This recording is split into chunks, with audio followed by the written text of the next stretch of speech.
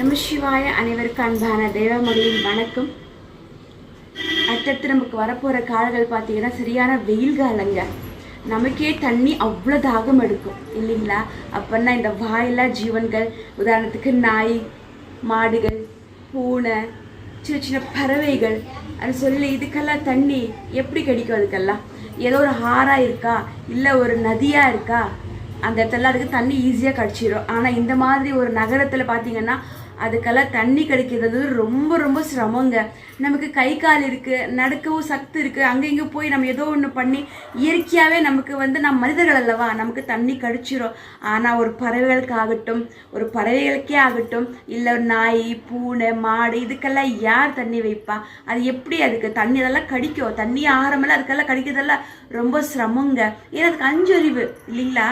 ஏதாவது போய் தேடும், எங்குமே கிடைக்கலன்னா அதுவும் சில இடத்துல தெய்வத்துக்கே பிரார்த்தனை வைக்கக்கூடிய தருணம் வரும். பகவானே, நான் என்ன பாவம் செஞ்சேன், எனக்கு அஞ்சறிவாய் படிச்சாயா, வாயில்லா ஜீவர்களாக படிச்சாயா, எனக்கு நான் எங்கே போய் தண்ணி குடிப்பேன், எங்கே போய் சாப்பிடுவேன்னு சொல்லி இறைவனுக்கே அது முறையிடும்.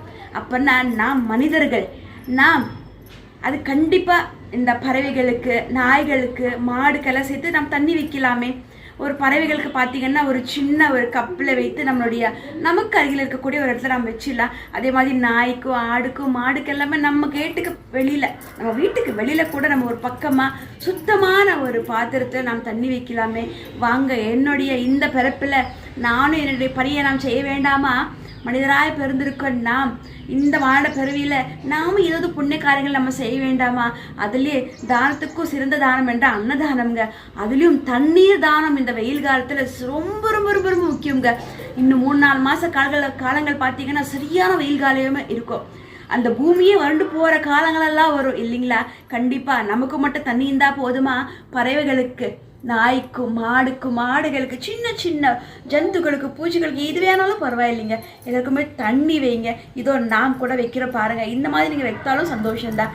வாங்க, நாம் தண்ணி வைக்கலாம் நம்மளுடைய அந்த வாயில்லாத ஜீவன்களுக்காக. பாருங்க, இது ஒரு சின்ன ஒரு பானை மாதிரி நான் வச்சிருக்கிறேன். இது பார்த்தீங்கன்னா இந்த பறக்கும் வெளியில் பறவைகள், சின்ன சின்ன இந்த காக்கா, குருவிகள், கிணிகள் அதெல்லாம் நமக்கு போவோம். நமக்கு சில டைம் நம்ம பார்க்க மாட்டோம்.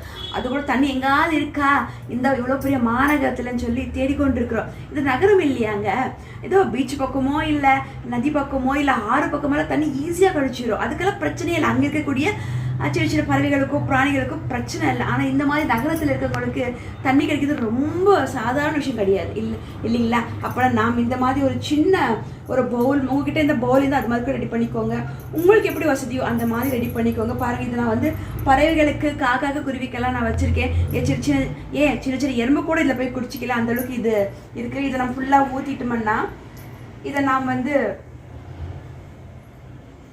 இந்த மாதிரி ஒரு படியோ இல்லை ஸ்லாப்போ இருந்ததுன்னா வெளியில் நம்ம இதை இது மாதிரி வச்சிடலாம்.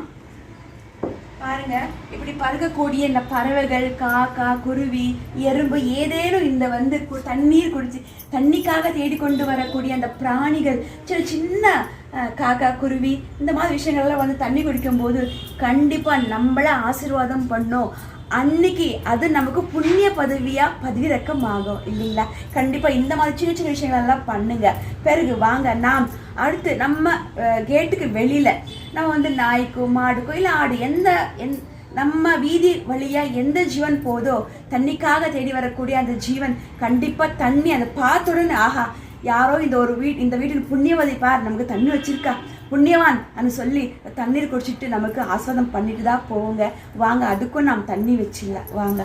ஓம் நம சிவாய, ஹர ஹர மகாதேவ சம்போ. நாம் வச்சுருக்கோம். நாயாகட்டும், பூனை, மாடு, எதுவும் இந்த வழியாக போனால் ஒரு துளி அதுக்கு தாகமாக இருக்கும்போது ஒரு துளி குடிக்கலாமே. கொஞ்சம் பெருசாக கூட வைக்கலாம், ஏன்னா இங்கே கொஞ்சம் வசதி கம்மியாக இருக்குது. அதனால் இந்த மாதிரி பவுலில் நான் வைக்கிறேன். ஆனால் வைக்கும்போது பாருங்கள், நாம் எந்த விஷயம் நாம் பண்ணாலும் நாம் எப்படி சுத்தமாக சாப்பிட்றோமோ, தண்ணீர் குடிக்கிறோமோ, அதே மாதிரி தான் நாம் பிறருக்கு வைக்கும்போது கூட சுத்தமாக இருக்கணுங்க. இந்த சுத்தம் தான் நம்மளை காப்பாற்றும். பாருங்க, சுத்தமாக ஒரு பவுல் எடுத்துக்கோங்க. நான் இந்த மாதிரி ஒரு ஜீவன்காகவே வாங்கி வச்சுருந்தேன். இந்த மாதிரி நீங்கள் தண்ணீர் ஊற்றி முழுசாகவே ஃபுல்லாக நிரப்பிட்டு கொண்டு போய் வீட்டுக்கு, நம்ம கேட்டுக்கு வெளியில் கொண்டு போய் வைங்க. ரோட்டில் போகிற ஏதோ ஒரு ஜீவன் குடிச்சிட்டு போகும், அதுவும் நம்மளை வாழ்த்தும். அதுவும் நம்ம இன்றைய நாளில் புண்ணிய பதவியாக நமக்கு பதிவிறக்கம் ஆகும். வாங்க நாம் எங்கே வைக்கலாம் அதையும் நம்ம பார்த்துடலாமா? வாங்க. இங்கே வாங்க எடுப்பாங்க. வண்டி வச்சுங்க சார். அப்படி வாங்க. அப்படி இது தெரியுமான்னு பாருங்க. தெரியுமா?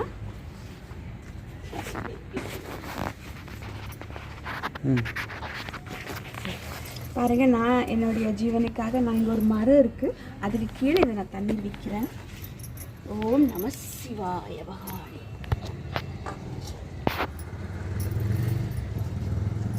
இந்த மாதிரி நீங்களும் வைங்க. இந்த மாதிரி நீங்கள் வச்சுக்கிட்டீங்கன்னா ரோடில் போகிற ஏதோ ஒரு ஜீவன் வந்து குடிச்சிட்டு போகும். ஓம் நம சிவாய.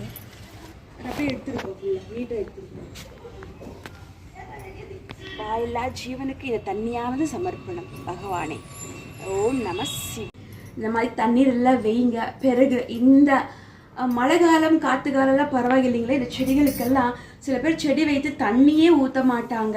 நமக்கு எப்படி ஒரு நாளைக்கு நாம் 3 வேளை சாப்பிட்றோமோ அதே மாதிரி செடிக்கு ஒரு நாளைக்கு ஒரு முறையாவது ஒரு சொம்பு தண்ணியாவது ஊற்றுங்க. ஏனென்றால் அது மண்ணில் தானே அந்த ஜீவன் உசுராக இருக்கு இல்லைங்களா? அது வந்து வருண்டக்கூடாது, காயக்கூடாது. அதுவும் அன்றைய நாம் செய்யக்கூடிய பாவ செயலாகும்.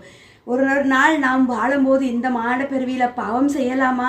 நம்மளுடைய மேலே நமக்கு ஒரு புத்தகம் இருக்குங்க, மேல் லோகத்தில் பாவ புண்ணிய புத்தகம். அந்த புத்தகத்தில் பாவ பதிரக்கம் ஆகணுமா? வேண்டாம் தானே. இந்த மாட பிறவியில் இதில் சின்ன சின்ன விஷயங்க. இந்த மாதிரி புண்ணியமெல்லாம் நாம் நிறைய செய்யலாம் இல்லைங்களா? அதே மாதிரி செடிகளெல்லாம் காய விடாதீங்க. ஒரு நாளைக்கு ஒரு சொம்பு தண்ணியாவது ஊற்றுங்க. அது கூட நம்மளை ஆஸ்வாதம் பண்ணோம்.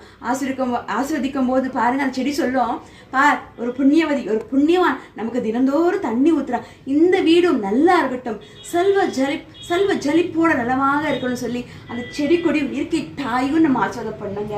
அந்த இயற்கை தாயோட ஆசீர்வாதம் நமக்கு வேணும் இல்லையா? கண்டிப்பாக இதெல்லாம் பண்ணுங்க. இந்த மாட பிறவியில் நாம் செய்யக்கூடிய எத்தனோ நல்ல விஷயங்கள்ல இதுவும் சின்ன சின்ன விஷயங்கள்ல இதுவுமே சின்ன சின்ன விஷயங்களுங்க. நம்மளுடைய வாழ்க்கை பயணத்தில் தினந்தோறும் நம்ம வாழணும் இல்லையா? நம்மளுடைய கடைசி காலம் முடிகிற வெள்ளி அப்போ இந்த வாழ்க்கை பயணத்தில் இதெல்லாம் சின்ன சின்ன விஷயங்களுங்க. கண்டிப்பாக பண்ணுங்க. இந்த விஷயமெல்லாம் ஆனது ரொம்ப ரொம்ப புண்ணிய பதவியாகும் அன்றைய நம்மளுடைய வாழ்க்கை பயணத்தில். இவ்வளோ நல்ல விஷயங்கள் பண்ணாலே வாழ்க்கை பயணத்தில் இந்த மாதிரி சின்ன சின்ன விஷயங்கள் நாம் பண்ணிக்கொண்டு போயிட்டு இருந்தாலே போதுங்க. நம்மளுடைய புத்தகத்தில் புண்ணிய பதவிகள் பதிவிறக்கமாகி நாமும் ஒரு நாள் சேருவோம் இமயமலை நாதரை இல்லைங்களா? புண்ணிய காரியங்களை பண்ணுங்க.